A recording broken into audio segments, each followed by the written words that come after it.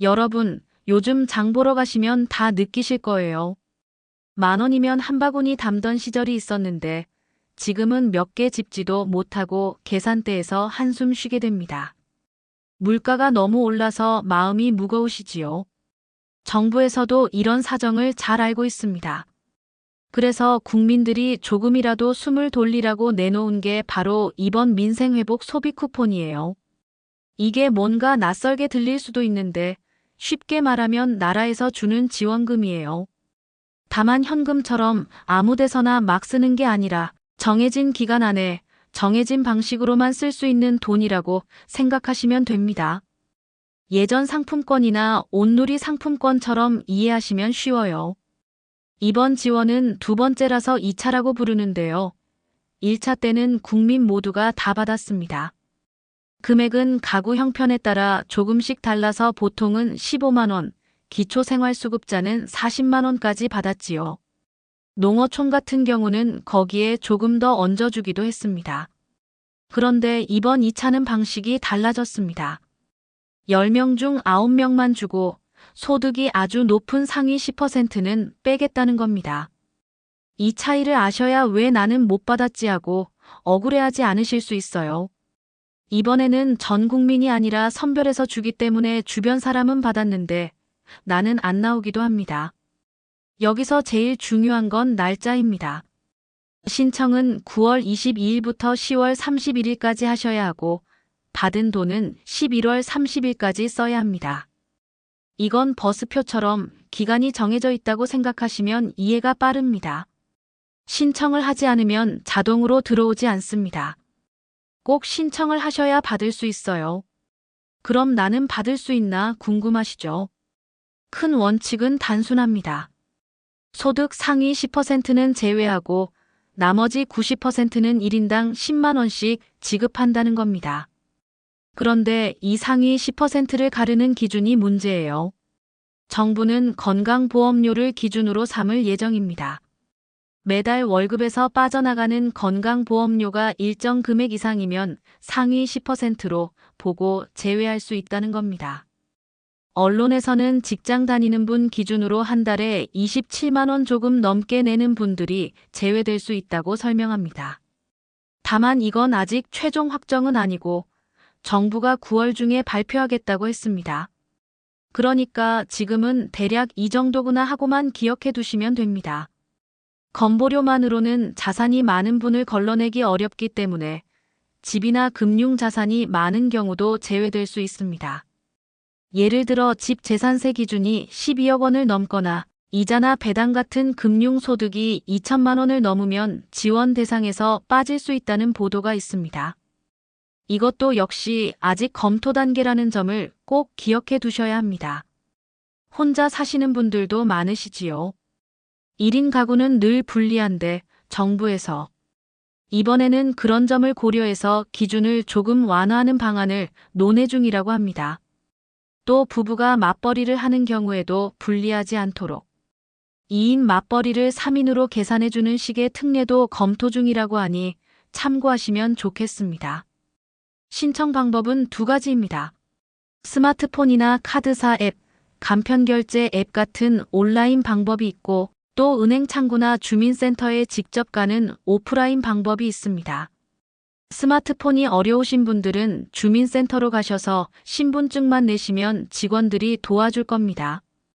이번에는 어르신들을 위해 찾아가는 서비스도 준비한다고 하니 조금 더 편리해질 수 있습니다.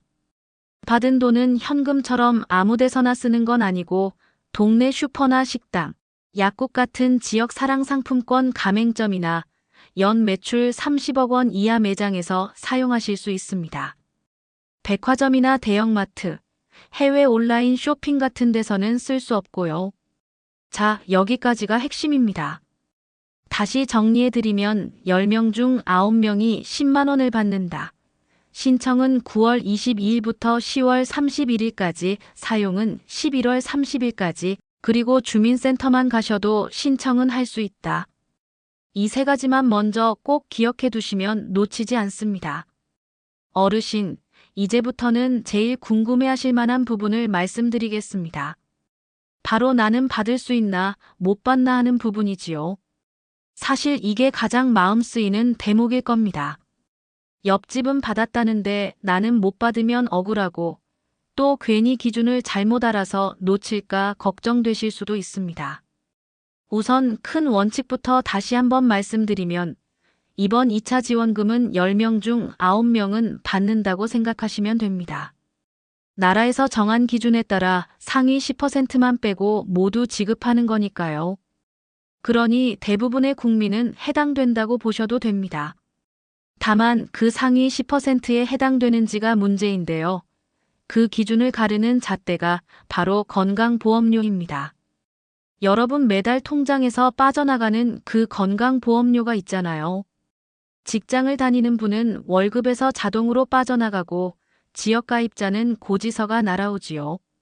정부는 이 금액을 기준으로 소득 수준을 가늠합니다. 그래서 보험료가 어느 선 이상이면 이분은 상위 10%라서 지원금 제외라는 식으로 나누게 됩니다.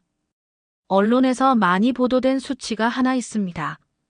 직장 다니는 분 기준으로 한 달 보험료가 27만 원 조금 넘는 경우 상위 10%에 들어갈 가능성이 크다 이런 말이 많았습니다.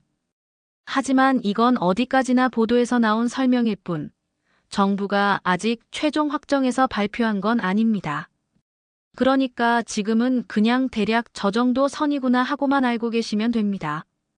정부가 곧 확정표를 내놓는다고 하니 그때 다시 정확히 확인하시는 게 좋습니다. 또 한 가지 중요한 게 있습니다. 보험료만으로는 모든 걸 설명할 수가 없다는 점입니다. 예를 들어 은퇴하신 분들 중에는 소득은 적어서 보험료는 낮게 나오는데 집이나 금융자산은 큰 경우가 있지요. 이런 분들까지 다 지원을 주면 형평성에 어긋난다는 지적이 있어서 정부가 자산 기준도 함께 검토하고 있다고 합니다. 이 자산 기준이라는 건 두 가지로 알려져 있습니다. 하나는 재산세과표가 12억 원을 넘는 경우, 또 하나는 금융소득이 2천만 원을 넘는 경우입니다. 이 조건에 해당되면 보험료가 낮아도 대상에서 빠질 수 있다는 거죠. 하지만 이 부분 역시 아직은 확정이 아니라 검토 중이라는 표현을 정부가 쓰고 있으니 참고만 해두시면 됩니다. 이런 기준을 들으면 혹시 마음이 불안해지실 수도 있습니다. 나는 보험료가 얼마인데 그럼 탈락인가? 하고 바로 계산기를 두드리시는 분들도 계실 거예요. 하지만 너무 서두르지 마시고 정부에서 발표하는 최종 기준표가 나오면 그걸 확인하시는 게 제일 확실합니다. 발표가 곧 있을 예정이라고 하니 그때 표를 보면서 내 상황과 대조해 보시면 됩니다. 또 한 가지 꼭 말씀드리고 싶은 건 1인 가구와 맞벌이 가구에 대한 특례입니다. 혼자 사시는 분들은 늘 이런 지원에서 불리하게 계산되는 경우가 많습니다. 똑같이 버는 돈이라도 혼자 사는 분은 생활비 부담이 더 크잖아요. 그래서 정부가 이번에는 1인 가구에 조금 더 유리하게 기준을 잡는 방안을 검토 중이라고 합니다. 맞벌이 부부도 마찬가지예요. 두 사람이 벌다 보니 소득 합계가 높아져서 탈락하는 경우가 생기는데 실제 생활비는 가구원 수가 많으니 더 듭니다. 이런 불리함을 줄이기 위해서 맞벌이 2인 가구는 3인 가구로 계산하는 방식도 논의되고 있다고 하니 이런 특례가 확정되면 더 많은 분들이 혜택을 볼 수 있을 겁니다. 여기까지 들으셨으면 아마 머릿속에서 이렇게 정리되실 겁니다. 10명 중 9명은 받는다. 다만 나는 보험료와 자산 기준을 봐야 한다. 혼자 살거나 맞벌이면 조금 유리하게 적용될 수 있다. 이렇게만 기억해 두셔도 큰 그림은 놓치지 않으신 겁니다. 걱정은 조금 덜어두셔도 됩니다. 나라에서 지원을 하겠다고 정한 이상 대다수 국민은 해당됩니다. 실제로 상위 10%에 들어가는 분들은 많지 않으니까요. 중요한 건 내가 어디에 해당되는지를 최종 기준이 나왔을 때 반드시 확인하는 거고 신청 기간 안에 놓치지 않고 신청하는 겁니다. 그리고 마지막으로 한 번 더 강조드릴게요. 아직 확정되지 않은 숫자들 때문에 너무 불안해하지 마시라는 겁니다. 확실한 건 9월 22일부터 10월 31일까지 신청해야 하고 11월 30일까지 써야 한다는 겁니다. 이것만 지켜도 절반은 성공입니다. 여러분, 이제 나는 받을 수 있구나 하고 마음이 정리되셨으면 다음 단계는 바로 신청입니다. 아무리 자격이 있어도 신청을 안 하면 자동으로 들어오는 게 아니니까 꼭 챙기셔야 합니다. 제가 몇 번이고 강조드리지만 신청 기간은 9월 22일부터 10월 31일까지입니다. 이때를 놓치면 아무리 자격이 있어도 못 받습니다. 꼭 기억해 두세요. 신청 방법은 크게 두 가지가 있습니다. 첫 번째는 온라인입니다. 카드사 앱이나 간편결제 앱을 열어서 신청하는 방법이지요. 젊은 분들은 이걸 많이 씁니다. 하지만 솔직히 말씀드리면 스마트폰에 익숙하지 않으신 어르신들은 조금 어렵습니다. 화면도 복잡하고 중간에 본인 인증도 해야 하고 몇 번을 눌러야 하니 힘드실 수 있습니다. 그래서 제가 권해드리는 방법은 두 번째, 오프라인 신청입니다. 이건 아주 간단합니다. 가까운 은행 창구나 주민센터에 가셔서 신분증만 내시면 됩니다.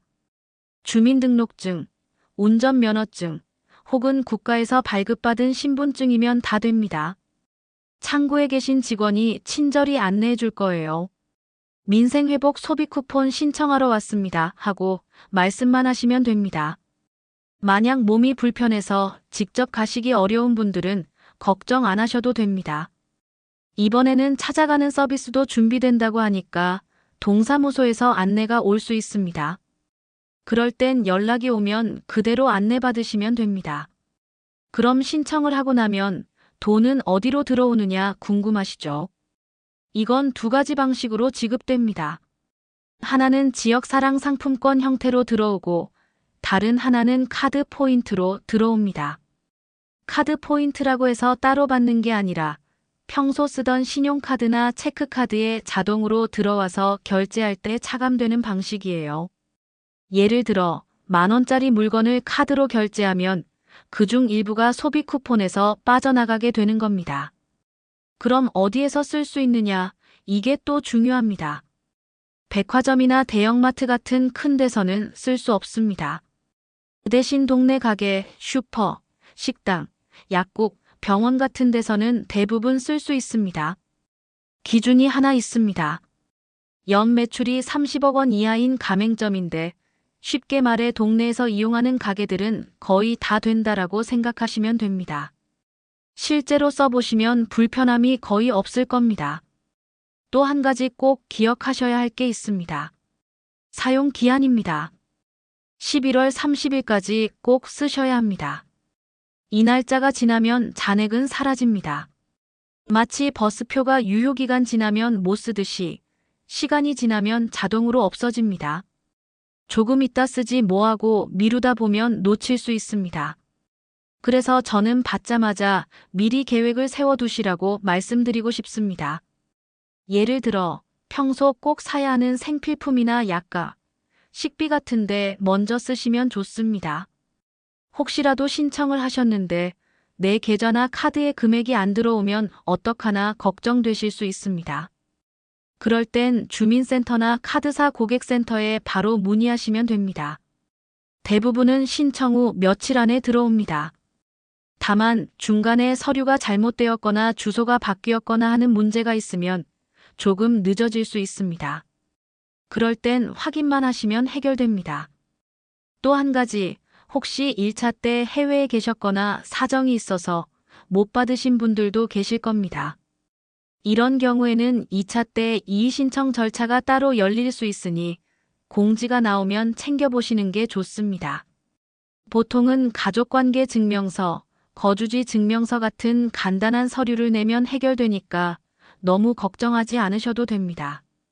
다시 한번 핵심을 정리해 드리겠습니다. 신청은 9월 22일부터 10월 31일까지, 사용은 11월 30일까지. 신청은 주민센터나 은행에서 신분증만 내면 되고 받은 돈은 동네 가게나 약국, 슈퍼에서 쓰면 됩니다. 온라인 신청도 있지만 어려우신 분들은 굳이 애쓰실 필요 없습니다. 그냥 주민센터로 가시면 됩니다. 여기까지 들으셨으면 이제는 나도 할 수 있겠다 하는 생각이 드실 겁니다. 어렵지 않습니다. 날짜만 기억하고 신분증만 챙기시면 끝입니다.